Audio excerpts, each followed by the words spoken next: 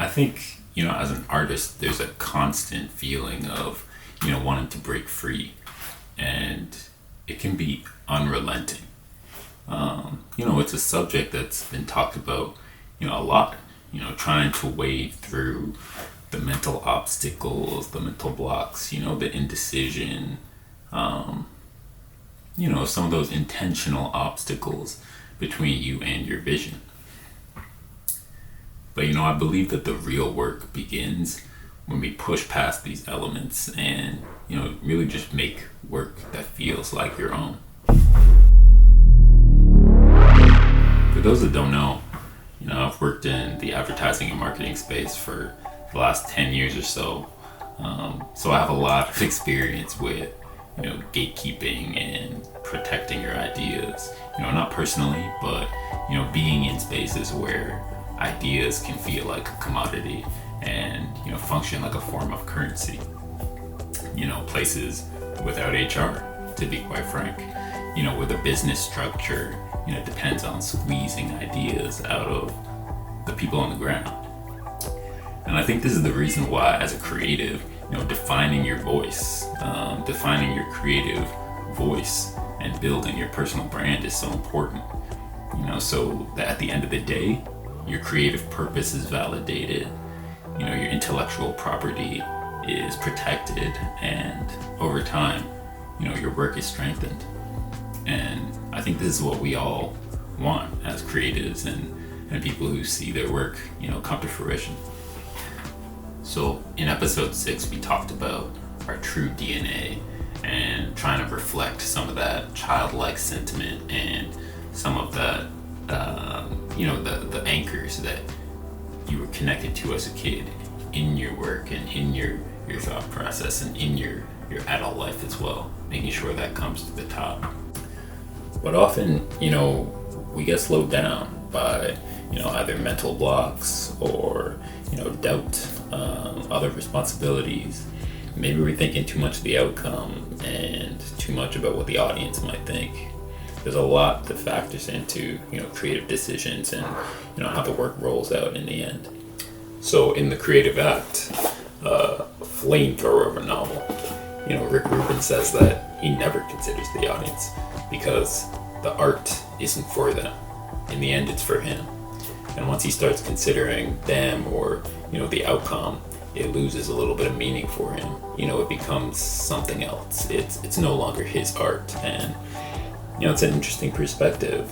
You gotta have your own set of rules, your own guidelines, if you will, when you're putting your work out into the world. The author, Chelsea Hodson, who's written a couple amazing books I want to dig into, but she says that it's not even the artist's job to tell you this is why this matters. She acknowledges that, when she writes, this is just her obsession and she has to put it somewhere. And that's something that I can respect so much from a creative standpoint. When this thing takes over, you gotta have an outlet. Even Ryan Coogler, someone whose work I respect so much, acclaimed writer, director, creative mind, someone who I consider, a personal mentor. Even he has had thoughts about his path and, his place, the place for his work in the end. Even if it was just early on in his career, he had this to say. I was young, bro, like 20, 25, 26, and I had done short films, and enough people liked them. You know what I'm saying? That I would keep getting opportunities. I was confident that I had something. I knew I liked doing it, but I also was like terrified that maybe I didn't. You know, man, I didn't know what I was doing, and that I'll blow it. Do you still have that feeling sometimes? Or are you over that yet? I wouldn't say I was over it.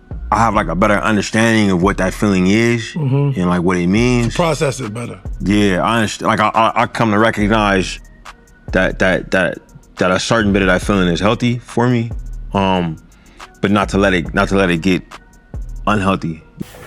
No, this is coming from Academy Award nominated writer, director, overall incredible creative, and even he has questioned, the work and direction.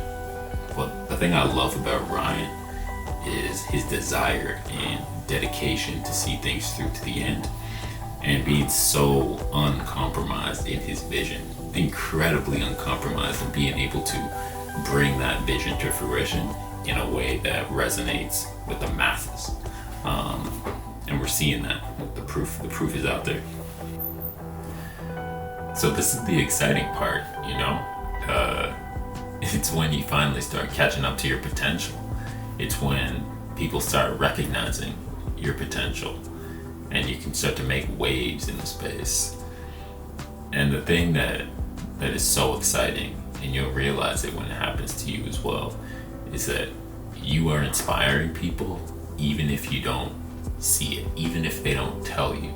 The realization will hit later on when someone took your words, took your content, took your thoughts, and moved on it and made something special out of it, and they'll come back to you and thank you for it. Now, when we think about some of these, you know, incredible minds in the creative space, Rick Rubin, Ryan Coogler, Margaret Zhang, who just finished up a tenure at Vogue China. We think about Virgil, Big Verge, rest in peace. These are people that have had such a curated and defined creative voice that we know now they can never be silenced. Not ever. Because what they have to say has merit, and it's proven to push the creative needle forward.